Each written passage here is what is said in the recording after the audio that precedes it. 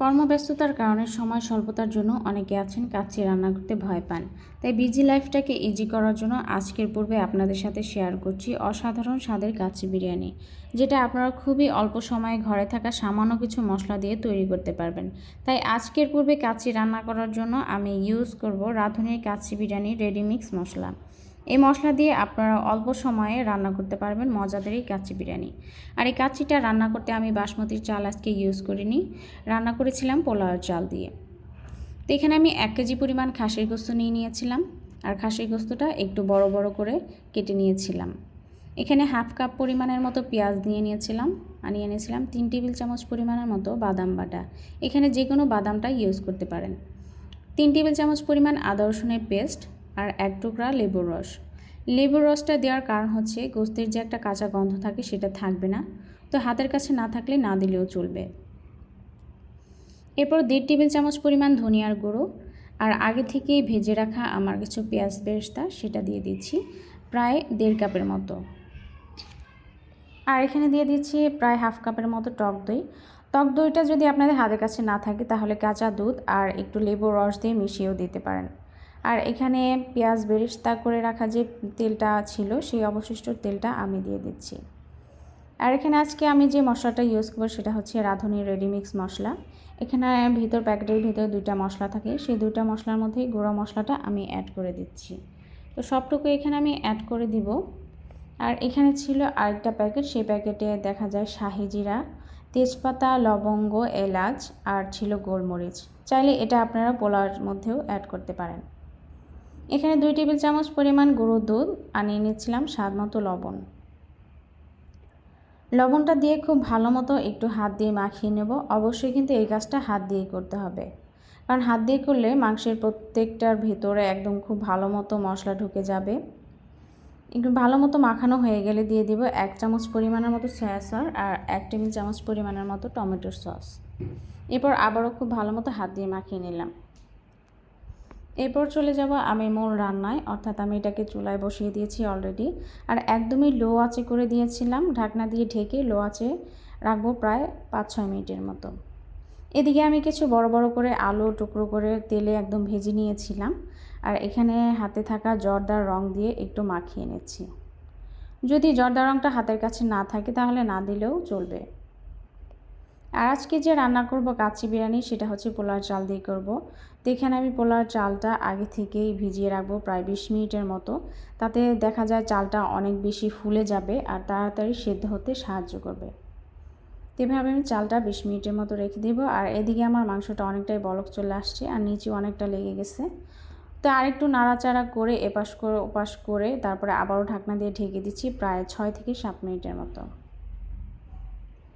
6-7 minute পরে একদমই পানি উঠে গেছে, এখানে এক্সট্রা কোনো পানি ইউজ করিনি। আর আবারও ঢাকনা দিয়ে ঢেকে দেবো একদমই ঝোলটা শুকিয়ে আসা পর্যন্ত।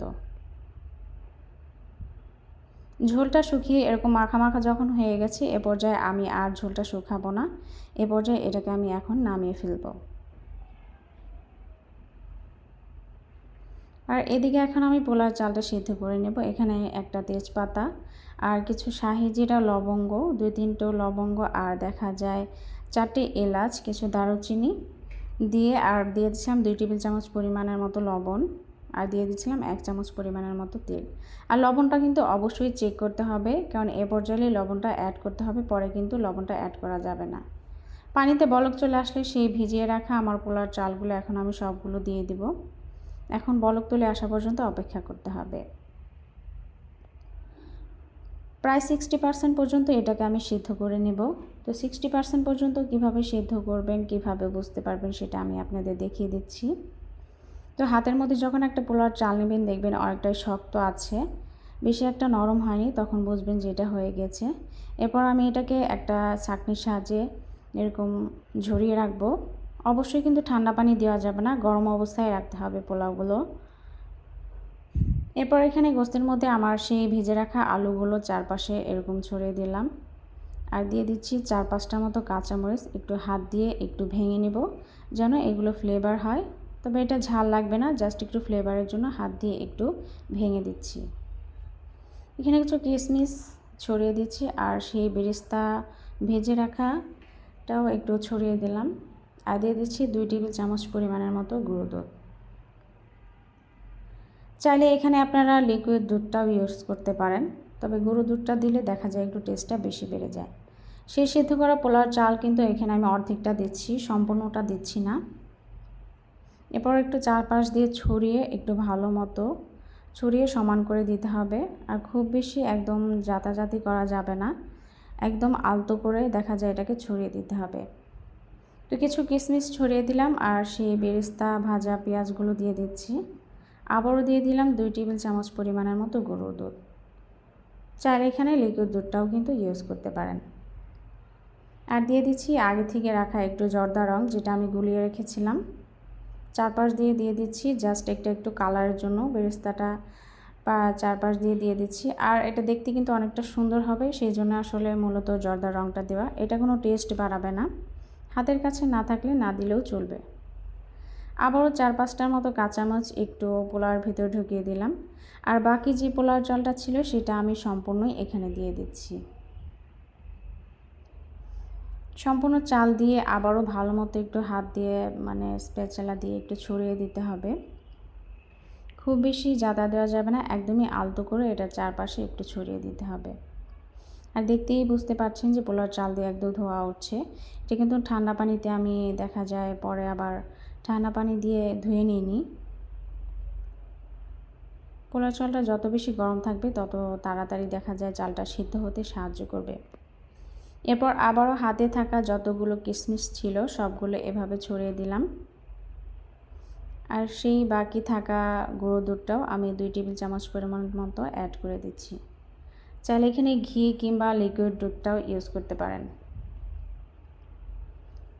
আর ছিল সেই বেরেস্তা ভাজা পেঁয়াজটাও চারপাশে এরকম ছড়িয়ে দিচ্ছি।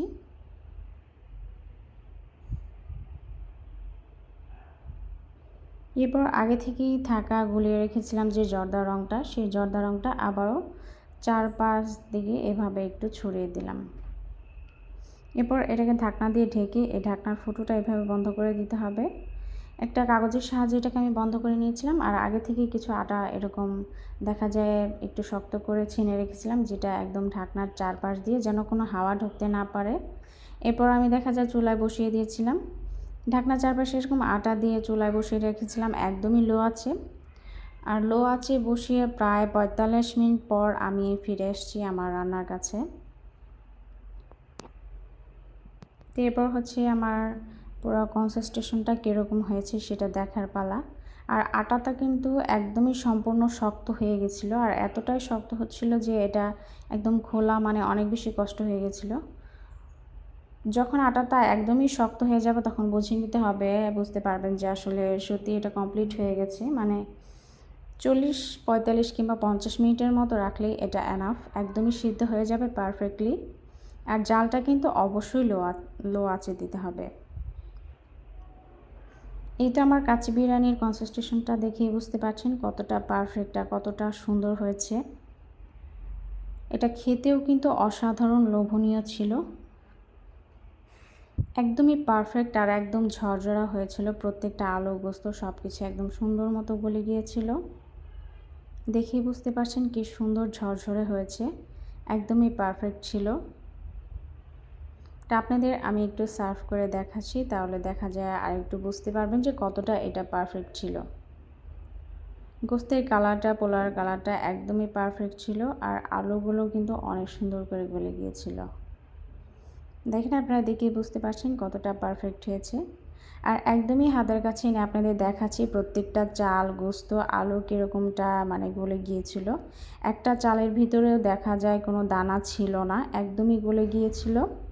আর আলুটাও একদমই পারফেক্টলি গলে গিয়েছিল, গোস্তটাও আলহামদুলিল্লাহ একদমই গলে গিয়েছিল।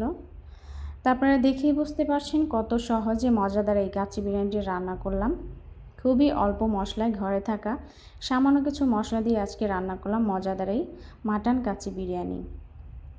অবশ্যই কিন্তু ভালো লাগলে আমার চ্যানেলের পাশেই থাকবেন আর বাসায় একবার হলেও ট্রাই করবেন। অবশ্যই আপনাদের কাছে অনেক বেশি ভালো লাগবে, মজা লাগবে ইনশাল্লাহ। তা আজকের মতো এখানেই বিদায় নিচ্ছি। সবাই অনেক বেশি ভালো থাকবেন, সুস্থ থাকবেন। আল্লাহ হাফেজ।